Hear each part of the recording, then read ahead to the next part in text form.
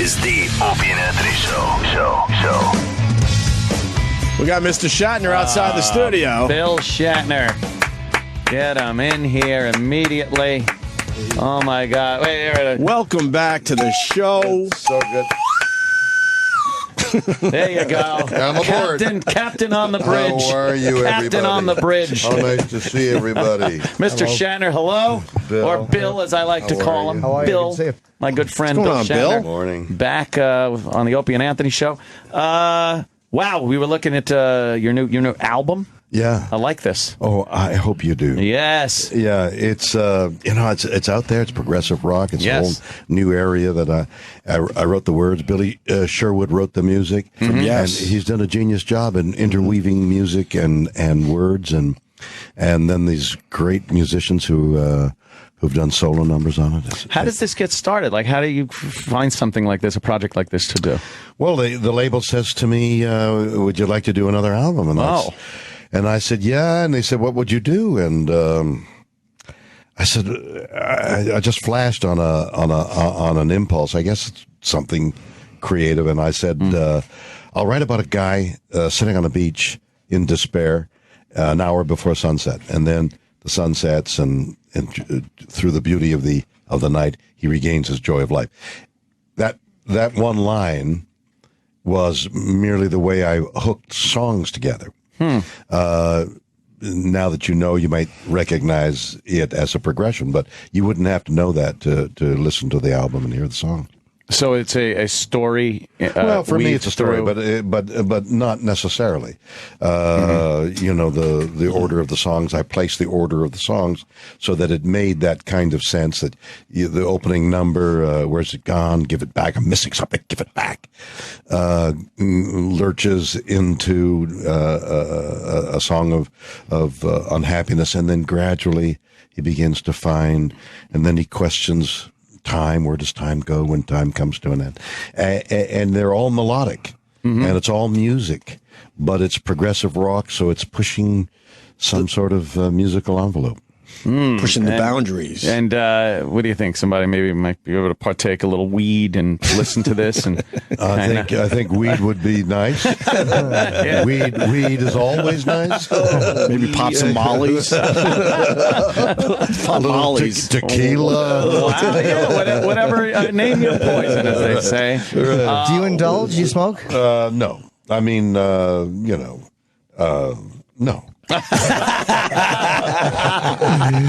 But one should take the opportunity to enjoy oneself because you only come by once. Exactly. Exactly. Look how well dressed Bill is. Bill I got always some comes in here looking television great. Is that stuff why? to do, yeah. So I thought I'd wear the black suit. It's slimming. You got like a Johnny Cash thing happening. Yeah, right. now. I'm doing my Johnny Cash. Oh, thing. wow. Yes, Yeah, very yeah. nice. Yeah, I'm going to the prison. You go to Folsom Prison and right, sing a song. sing a few songs. Right. You might as well. About weed. I have a question. Did you really turn down Richard Branson to he offered you the flight to go up in the new craft and you said no? Well, he said to me, this is maybe even years ago, a couple of years. He said, I'm going up. Would you like to go up in the airplane? I said, yeah, it sounds like it. He said, it's great. It'll cost you $250,000. He wanted you to pay. Right. So I said, oh, you want me to pay? That's I said, crazy. No. I said, I'll go and you pay me $250,000. Yeah, of course. Yeah. That would help the business to have Shatner on that. So Of course it would. I never heard from him again. Good for you, Bill. I was going to say Mr. Shatner. Our sheet says that you didn't go because you were scared of airline travel. Yeah, right. I'm a private pilot. I have 7 hours in helicopter. I'm learning to fly a helicopter. And he's afraid of flying. I think he's watching too much Twilight Zone. paramotoring. I'm into paramotoring, which is Paramotoring, wow, So that's you cool. strap a 75-pound engine on your back, run like hell. You have to run. So you need a prevailing breeze because you got to get to about 13 miles per hour to get flying speed, and you got a kite that you're holding onto, and you run like hell, usually on a beach because that's where the prevailing breeze is. And you fly about 25 miles an hour, and now you're up in the air with a kite. That's crazy. Wait, you actually do this? Yeah, I've done it many times. How high do you go? Well, there have been some people who got caught in an updraft in a thunderstorm and died of hypothermia. They may have gone as far as high as 30,000 feet. With some of those hammerheads, storm can get that high. Yeah, they'll just blast you right up. I fly gliders as well, and this instructor took me up one time in a thunderstorm, and we were angled, pointing straight down and going up. And still going up. Come on. How scary is that? That's scary. Aren't gliders pretty scary in general? No. They seem like it. Well, you have to stick around the landing field. You have to land. But you have a means of killing the flight by spoilers on the top of the wing. So you can stop flying whenever you want. So if you come in for a landing and you're sort of like overshooting and you can't go back, there isn't an engine, you pull those flaps in effect. You lose lift. And you lose lift almost right away. Wow. So the thunderstorms, how hot, like you're going at 100, 200 feet and then a thunderstorm can just suck you up? Well, yeah, probably not that low, but you get towed to 1,200, 1,500, a couple of thousand feet. You get towed up, you release, and then you play around in the thermals. Thermals are columns of air that heat up like a plowed field will radiate heat more than a green field. So now there's hot air rising, and in that rising air, and you look for the rising air, either birds or clouds indicate there's rising air, and you have an instrument on your panel that tells you that you're rising or falling. And one time, a long time ago, when I was circling in a thermal, a hawk got in the same thermal, and we were circling each other, big red hawk and me, and he was looking at me, and I was looking at him. It was the most That's pretty moment. cool. Yeah. Did you write a song about that? Yeah, for the that new sounds album? like a song. That's a song I from. should have, huh? Yeah, I think so. I need to do another album. Yes, Yeah. you can call it Chasing the Hawk, or is he chasing me? Very profound, Jimmy. So profound. That Jimmy. is. How big is the circle you're making in these? Well, it depends on the size of the thermal. Wow. Sometimes thermals can be quite large. Sometimes they're 6-10 feet across. It just depends. Wow, getting sucked up man. backwards. What did you finally do when you're getting sucked up? How did you guys get down? Well, you fly out of it, and then you descend, and that's how gliders do distances. There, you can get a pin. I think it's 750 miles. Or you can do 700. So you're rising, going a distance, find another thermal, rise, do another distance, and people fly for forever like that. The limit is how long you can stay awake. There is another type of flying. I've forgotten the term now, but when the wind blows, like in Hawaii, constantly, like the trade wind, and it hits a cliff and bounces up, it's like water. So you aim your glider into the rising air at a angle that is just enough to stop you from going forward or backward, and you're continually in the air because that wind is continuous. Just kind of floating. And you're just floating. Wow. And I think the limit is like 50-something. It was when I was aware. It was like 2 days, and then the guy just Sitting in one place. Sitting in one place. He couldn't stay awake any longer. That's amazing. That's pretty And cool. how long have you been a private pilot? Oh, a long time. Long time? I was doing something, theater thing in Miami in the Poinciana Playhouse in Palm Beach, and there's an airfield next door, and I had always wanted to take lessons. So during the day when I wasn't working at night, I was taking lessons. So I soloed there and went on to fly in Santa Monica and places. Wow. I even got checked out in a biplane in a Pitt Special. It's an aerobatics plane. Oh, yeah, I yeah. got checked out on an aerobatics plane. I did Wow. did loops and You did, yeah. Cuban rolls. And, Oh my God. yeah, it was incredible. Yeah, You're quite the little daredevil there, I'm aren't you? I'm not afraid to fly, but I just didn't want to be charged that kind of money. Yeah, 250 large to. But I was in the desert, the Mojave Desert, when that airplane, technology was being tried out, and they got into space 100,000 feet. Yeah. They won a prize. They won $10 million. I've forgotten what the name of the competition was, but that design won $10 million because they were the first ones in space using chopped up rubber and nitric oxide, I think. instead of oxygen and nitrogen and all this as a fuel, they were using chopped up rubber tires and a gas you can get in your dentist's. Yeah, like a solid rocket booster they had exactly. instead of liquid oxygen. Liquid oxygen. Yeah. I guess anything mixed with enough oxygen will burn. So rubber seems to be a good rocket fuel. I guess it was what the technology is. I don't know, but but they just blew it out the back end and. Maybe if you had a few tires over there on the Enterprise, Scotty wouldn't have been up Schitt's Creek so many times, you know? You go, Scotty, get me out of here. Chop up some tires. I'm chopping tires as fast as I can. You know? Hey, who would think such an archaic way of... My God, Bill. What's the height you got to get to be considered breaking the atmosphere? I think it's 100,000 feet. Oh, okay. Wow. 100, yeah. Did you watch like the jump? The Red Bull jump? I did. Oh, how insane was that? Well, it wasn't insane because he was very careful. He knew what he was doing. He knew what he was doing. Well, just as a regular person, I see that as insane. Is what I'm getting at, Bill. It's insane only as so far as you and I are concerned. Right. But he knew what he was doing. He's a stunt man. He calculated his chances, and look how famous he became. So, as a means of making a living, as being famous for more than the 15 minutes. Right. When he opened that door and like move forward and get ready to jump. My understanding is that he thought, what am I doing? He's looking down, you know. The one thing... And he gets 800 miles an hour. Yeah. He broke sound, right? He broke the speed of sound. He broke gas, too. Yeah, I'm sure he did. When you look at that view when he opened the door, the thing that has to go through your mind is, it looks like I could miss the planet. Like you could just, if you jump to the side a little too much. Imagine if you jumped and just started floating. You'd be like, oh, fuck. Well, that's what about those guys who wear those winged suits? Yeah, the winged suits. And fly through holes in the ground. I've seen those guys, and they fly next to mountains. Well, next to mountains, but there's a guy who went through I know which one you're talking about. It was really a couple weeks ago. He aimed and went through a hole 6 feet in diameter. Yeah, come on. It's an unbelievable He's going video. hundreds of miles an hour. Wow. And he has to calculate. He's got to get his body together, and he went right through it. Slipped through this thing like a needle. That's crazy. Threading a needle. Some little hole in a rock formation. Yeah. Do they jump off the cliff, or do they got out of an aircraft?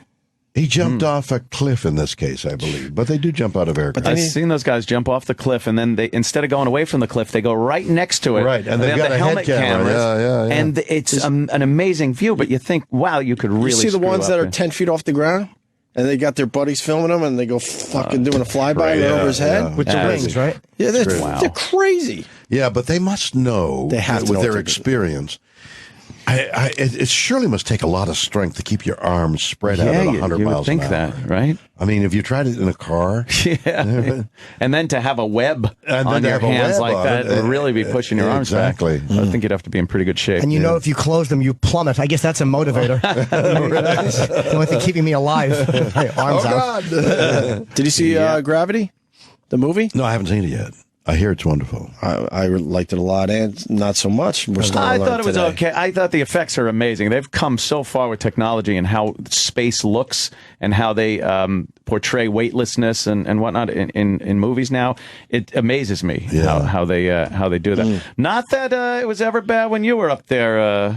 I was Mr. dangling Shatner. from a cable. And you could see the cable and see me turning slowly in the wind. I do remember once you were outside the ship, of course, and you're floating, and you kept disappearing. I think that was the one with the Tholian web, I think. Right. It was the Tholian web. And you were in that funny spacesuit. It kind of didn't really look like a spacesuit. Right. It looked like I remember the carpet waffle padding. The trouble we had was lighting the face. How do you get light on the face? So they had like a light bulb somewhere buried. Turn the switch on. You got to see Shatner's face. Turn on the light bulb. Oh, yeah, and floating around there. And I assumed it was by cables or sometimes maybe even I think your hands are just up and you were on the floor doing this. That's and then funny. they just kind of cut your feet off in the shot. I don't remember, but probably. Maybe I want to forget. I don't think you could ever forget that. Oh, my God. This, for just to come back for a second, this album is of course. Is progressive rock. Yeah. And progressive rock, I've come to think of as the science fiction of music. It's pushing the boundaries.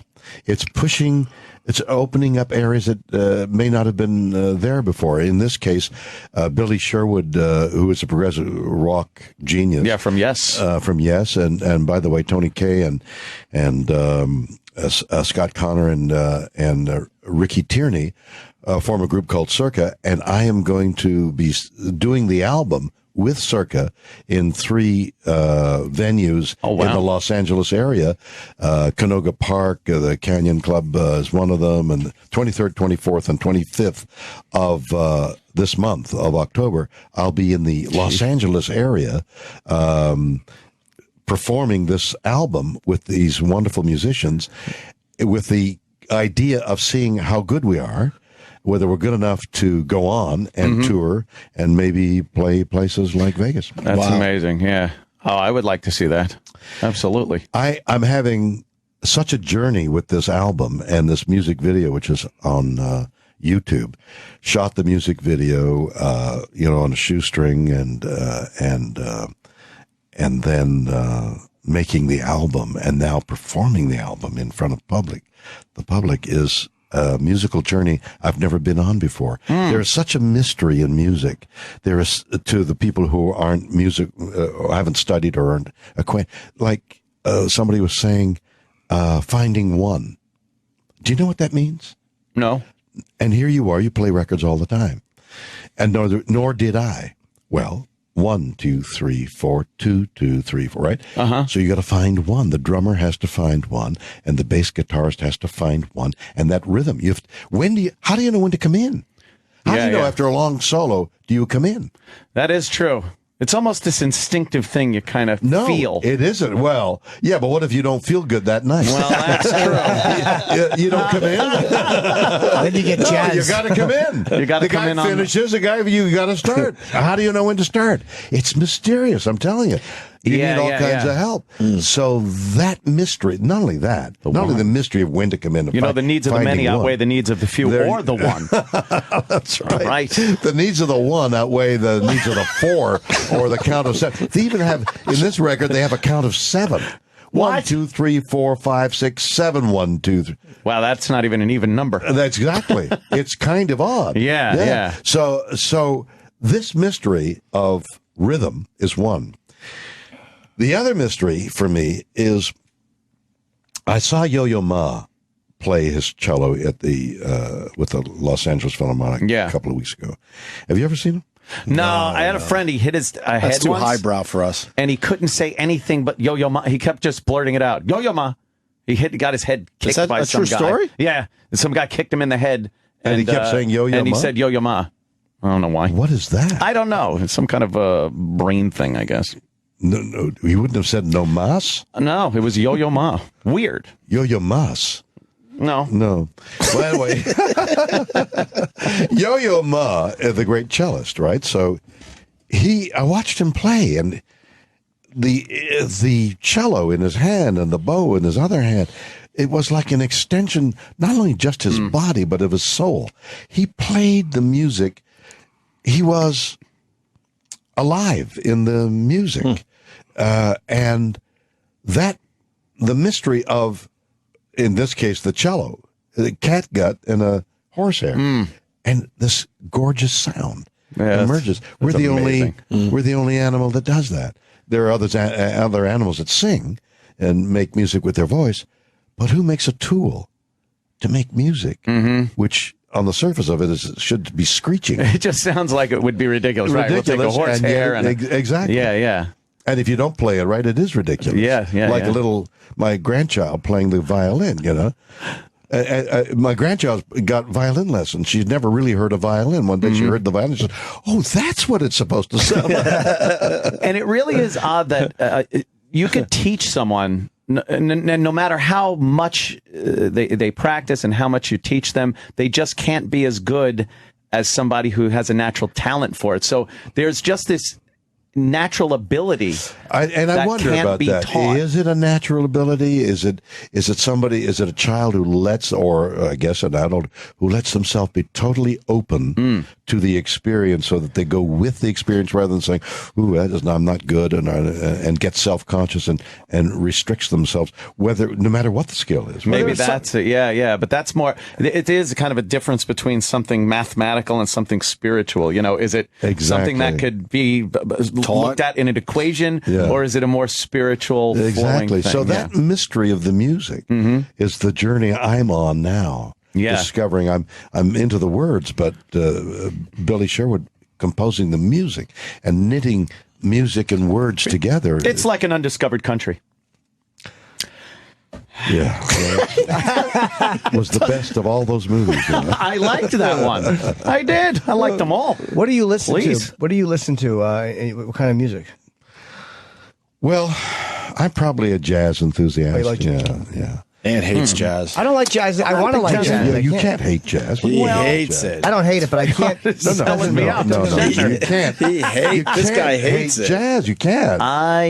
No, you're not listening to music that pleases you. Jazz takes so many forms. You can't hate jazz. Jazz could be the blues. I mean, jazz. I know he doesn't like the blues either. Jazz to you me. can't hate the blues. He hates the blues. He likes disco. Well, then jazz is upbeat. I don't like disco. Yeah. He loves guns though. Yeah. So I don't like disco. It begins and ends with Donna Summer. No, to him. I don't like it when it sounds like everybody in the band is playing something completely different. It sounds very self-indulgent. All right, so listen, on one of the cuts, Al Di Meola, the great jazz guitarist, is on my record. Ooh. Al Di Meola is playing on my album, Pond of the Mystery.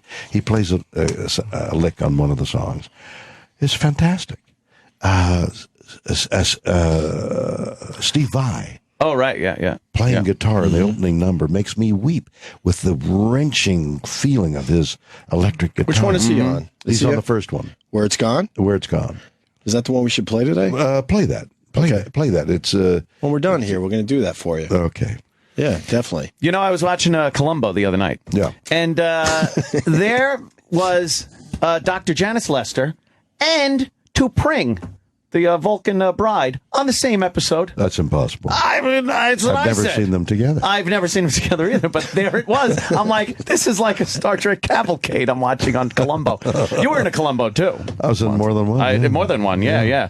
Those were great shows. The only bad thing about it, you missed the first 5 minutes. You might as well not watch the show. The difficulty with that show, and the problem for writing for it was, you, the audience, knew who did it, and you had to watch with fascination, while the character in the movie figures it out, knows what you already know, right? And that was the difficulty in writing. They pulled it off, though. Oh yeah, it works. It's a fun show to watch.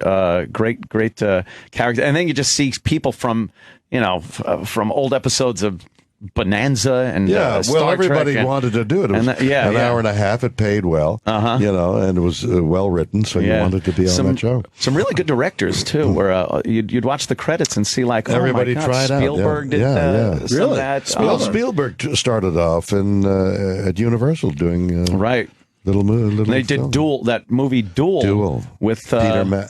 It was McLeod who played McLeod. Yeah. That guy. Yeah. The guy with the limp. The guy with the limp and the little Dennis Weaver. Thank you, sir. And he directed Duel. Right. And Peter Matheson wrote it. Yeah. And these were all great names of people just starting their career. At the time, That Night Gallery was another show, Rod Serling's Night Gallery. There was a lot of young at the time directors that were doing that. I actually wanted to ask about Rod Serling because we kind of have a fascination with him here. What was he like to be around?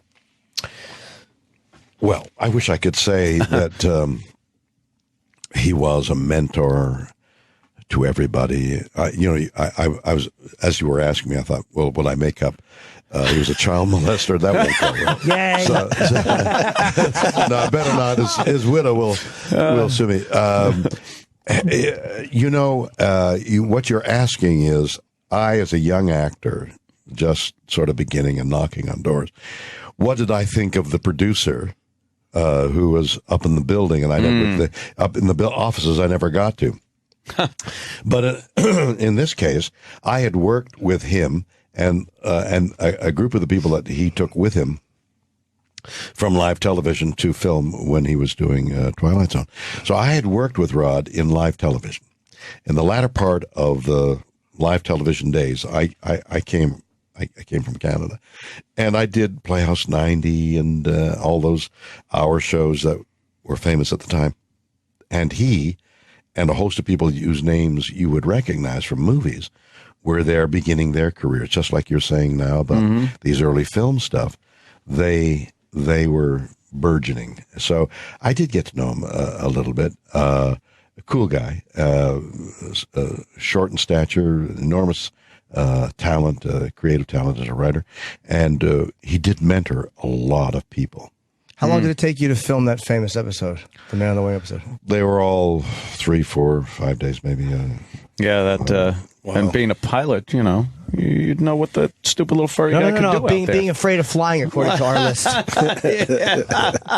don't know where those things come from, but it's insane. It makes you think how all the stuff we want to believe, so and so was sleeping with so and so. Oh yeah, but it's so much of it's made up. I don't know where they get it from. Yeah, I know. Like afraid of flying. I mean, how would if they do a little research, they could tell that you're a figure pilot. that one out. Right. Hey, did the little man? Who was the little man in the costume on the wing? Did you get to know him at all? He's a Czechoslovakian, or was a Czechoslovakian acrobat. Oh wow! Yeah, in a little furry suit that was ridiculous. I mean, it was ridiculous. Yeah. Standing, you'd think they'd give him wings or some streamlining or something. Yeah, he was a little panda bear on the edge of a wing. And when he flew off, they just kind of pulled him up and out of frame. Exactly. And like you were saying, our special effects were so bad, which tells you that the audience is willing to suspend disbelief on anything if the story is good enough. Right. The biggest problem I had with the episode was just tell the wife, who's so concerned with her husband at the time because he had this nervous breakdown, look, sit here and look out the window the whole flight. Just stay there, don't move. There, problem solved. Either she sees it or it never shows up again and he's fine. Yeah, but she was so tired she had to sleep. Oh, she'd had it with you. She had to sleep. She had narcolepsy or something. And it really shows how far we've gone because the sky marshal or whatever he was, the cop that was on board the plane, he's asleep with his gun just hanging out in the aisle. What a and yet iconic episode. Right. Why? Yeah. Why? What is the answer to why? I think the story hits home with a fear of flying, a fear of the unknown. It didn't matter that the effects weren't that good, and a fear of not being heard, seeing something that's wrong and saying it, and nobody believing you or listening to you. That's interesting. So you must have had a lot of that in your life. I have it every day of my life, actually, continually. I tell a woman, I'm perfect for you, and she just doesn't hear me. My favorite scene in that whole episode is when the co-pilot, I guess, comes out and he's talking to you, and you say, "There's a man out there," and he goes, "We know. We've seen," and he goes, and you go, oh, you've seen it yet? Oh, okay. Like you're all thrilled that he finally saw, and then you realize, oh, he's bullshitting me. Hey, I've never thought of that, but you're absolutely right. I bet it's. I told him that. No, you didn't. He said it was about a fear of hairy men on wings. And I'm like, you're an idiot. I don't know what you're talking about. Oh, God. Yeah, maybe seeing something that no one else sees. Because Sterling had that weird, because we started not being heard. How many children? That's got to be such a basic impulse. You don't think about that, but children at a table who say, "I got, let me," and the adults are all talking, just not even and nobody's listening to them, and that rage and frustration of not being heard has got to be something we carry with us for the rest of our lives. Yeah, well, look at that. Yeah, that's what I do. I just analyze. How about would you talk to the little Czechoslovakian guy like I'm fascinated with that guy. You would talk to him at like craft services or the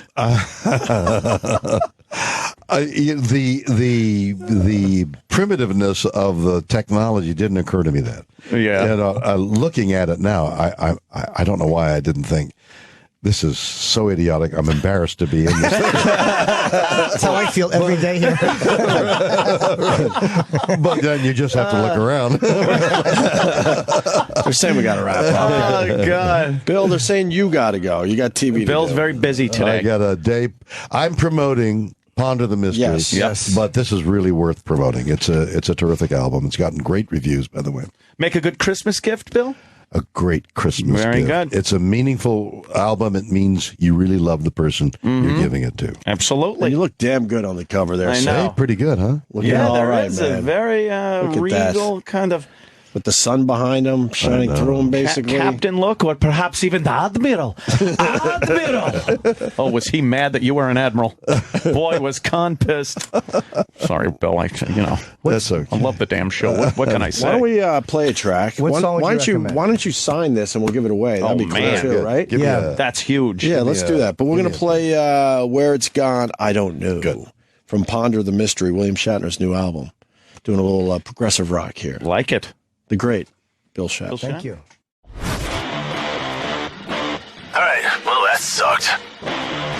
To hear the Opie and Anthony Show 5 days a week live on satellite radio, online on your phone or tablet, or even on demand, go to SiriusXM.com. Also, interact with the Opie and Anthony Show on Twitter, @Opie Radio, @Anthony Cumia, and @Jim Norton.